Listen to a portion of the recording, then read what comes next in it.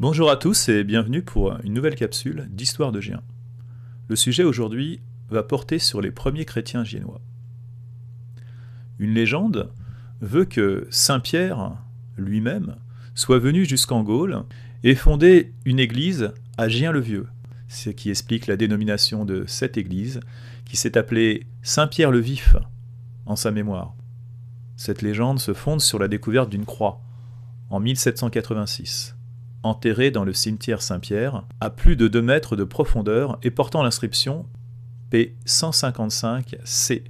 La croix avait été donc retrouvée et placée au début du XIXe siècle dans l'église Saint-Louis, au-dessus de la chaire de l'abbé Vallet. Mais il semblerait plutôt que l'évangélisation de notre région remonte à l'œuvre de Saint Pérégrin, dit aussi Saint Pèlerin. Il s'agit d'un jeune prêtre romain qui fut envoyé en mission en 257 au centre de la Gaule par le pape Sixte II. Le contexte religieux est alors délicat et fait suite aux persécutions dites de Dèce, du nom de l'empereur Trajan d'Esse, qui avait imposé en décembre 249 à tous les sujets de l'Empire romain d'offrir un sacrifice aux dieux païens. Malheur à ceux qui s'y refusaient. Certains chrétiens, par crainte des persécutions, réalisèrent ces sacrifices, et la question de leur pardon se posa. Pour les autres, c'était la reine et les lions. Pour les chrétiens authentiques, il ne fallait pas sacrifier au culte des Romains. Il fallait bien faire comprendre aux gallo-romains christianisés qu'il ne fallait pas mêler leur foi à des éléments païens. L'erreur ne devait pas être répétée auprès de la première communauté chrétienne de notre région, implantée à Auxerre. D'Auxerre, nous retrouvons donc Saint Pérégrin dans le Giennois, accompagné du prêtre Mars, du diacre Corcodome et des sous-diacres Jovinien et Alexandre. C'est alors qu'il aura lui-même consacré le temple romain de Diane à Gien-le-Vieux, à Saint-Pierre et à Saint-Paul. En réalité, l'ancienne église n'aurait pas été fondée par Saint-Pierre lui-même, mais bien plus tard, elle serait résultée d'une transformation d'un temple. Saint Pérégrin en fera de même à Briare pour un temple de Bacchus qu'il dédia à Saint-Étienne. Alors qu'un syncrétisme existait autour des idoles celtes et des dieux romains, Saint Pérégrin dut encore une fois convaincre les habitants de la nécessité de rejeter ces cultes incompatibles avec le message du Christ, quitte à justement être en porte-à-faux avec les autorités romaines.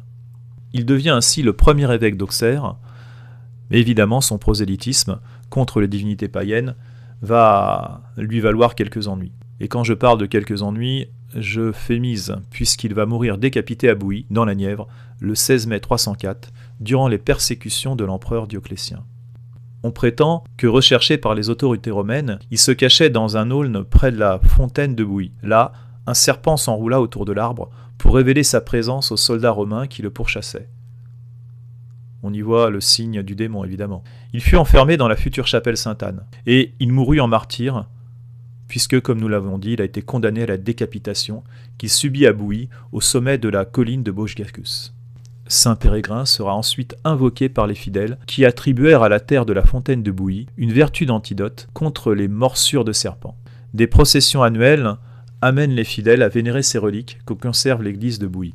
Il n'est pas avéré que l'église Saint-Pierre de Gien-le-Vieux soit son œuvre pour autant. Elle remonte plus probablement au 7e siècle et serait partie intégrante du prieuré Saint-Pierre, œuvre des bénédictins de Fleury-sur-Loire. Il n'est pas non plus établi que cette église ait pu être à l'origine un temple païen. Certes, il y figurait bien des fresques indécentes qui furent recouvertes sous une couche de plâtre par les bons soins de l'abbé Vallet après qu'il les ait mises à jour. Pourtant, elles sont susceptibles d'avoir été peintes par des artistes chrétiens reprenant des personnages de l'Apocalypse dans leur nudité. En ces temps et dans la tradition antique, l'exposition des chairs ne choquait pas.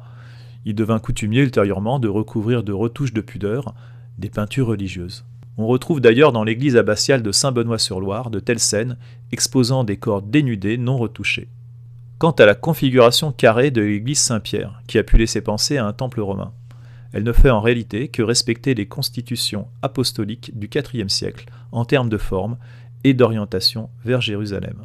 Je vous remercie pour votre attention. Nous parlerons dans une prochaine capsule de Gien, encore une fois, mais au moment de la chute de l'Empire romain. À bientôt, n'hésitez pas à mettre un pouce bleu, à vous abonner et à me faire un petit commentaire sympathique. J'apprécie toujours de vous lire.